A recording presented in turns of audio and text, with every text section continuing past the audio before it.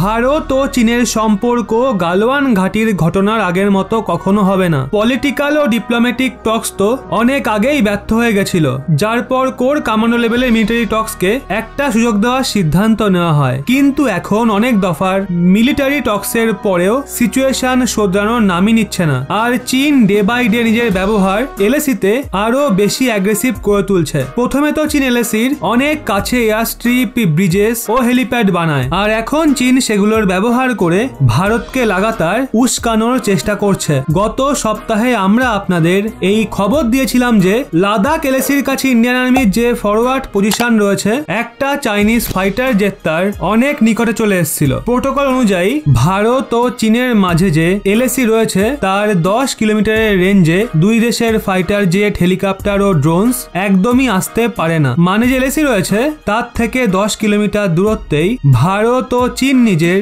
Air ফোর্সের ব্যবহার করতে পারে। 10 কিলোমিটারের লাইনকে দুই দেশ কনফিডেন্স বিল্ডিং মেজর লাইনও বলে। এর মাঝের এরিয়াকে দুই দেশ বাফার জোনের মতো ব্যবহার করে। এমনটা নয় যে এই রিজিয়নে কোনো মিলিটারি প্রেজেন্স থাকে না, এই রিজিয়নে গ্রাউন্ড ট্রুপস তো সবসময় থাকে, কিন্তু যে এয়ার স্পেস হয় শুধু সেটাকে বাফার জোন রয়েছে, তাতে নিজের ফাইটার জেট, ড্রোন বা হেলিকপ্টারকে আনাও একদমই প্রোটোকলের বিরুদ্ধে। ভারত ও চীন দুই দেশ আজ পর্যন্ত এই প্রোটোকলকে ফলো করত এবং নিজের এয়ার অ্যাসেট এলএসিতে যে ফরওয়ার্ড পোস্ট রয়েছে ওখানে কখনো নিয়ে আসতো না। চীনের কথা বললে জুনের শেষ সপ্তাহ পর্যন্ত চীনও এই প্রোটোকল পালন করছিল। চীন তাইওয়ানের এয়ার স্পেসকে তো অগ্রাহ্য করেছিল, কিন্তু সে ভারতের এয়ার স্পেসের আশেপাশে আসারও সাহস কখনো দেখাতো না। যদিও আজও চীন ইন্ডিয়ার এয়ার স্পেসের ভেতরে একদমই ঢুকছে না, কিন্তু ভারতকে উস্কানোর জন্য যা যা করা যায় চায়নার এয়ার ফোর্সের মাধ্যমে সেই সব কিছু করা হচ্ছে। রেফারেন্স হিসাবে আপনাদের স্ক্রিনে দেওয়া এই আর্টিকেলটা দেখুন,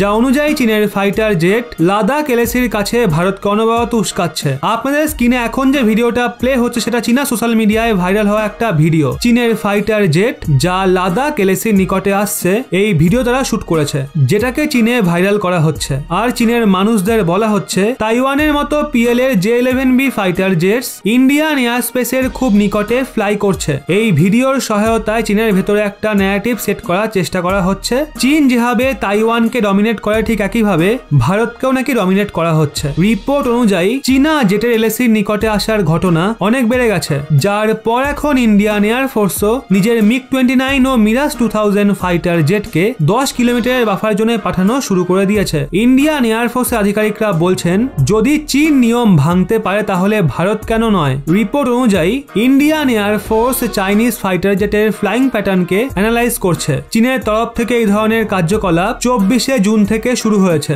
ভালো খবর এটা বেরিয়ে আসছে যে ভারতের যে লাদাখ সেক্টরে র্যাডার্স ও বাকি ট্র্যাকিং ইকুইপমেন্ট ডিপ্লয় করেছে সেগুলো একদম ঠিকভাবে কাজ করছে, আর চীনের সমস্ত ফাইটার জেটকে ভালো মতো ট্র্যাক ও ট্রেস করছে। তবে চীনের কাছ থেকে কেনা পাকিস্তানের র্যাডারের মতো নয়, যা না তো ব্রহ্মসের মতো সুপারসনিক ক্রুজ মিসাইলকে ট্র্যাক করতে পারে, আর না তো ভারতের ফাইটার জেটকে, যেই সময় ভারত বালাকোট এয়ার স্ট্রাইক করেছিল। তো বন্ধুরা, এই নিয়ে আপনাদের কি মতামত তা অবশ্যই নিচে কমেন্টে জানান।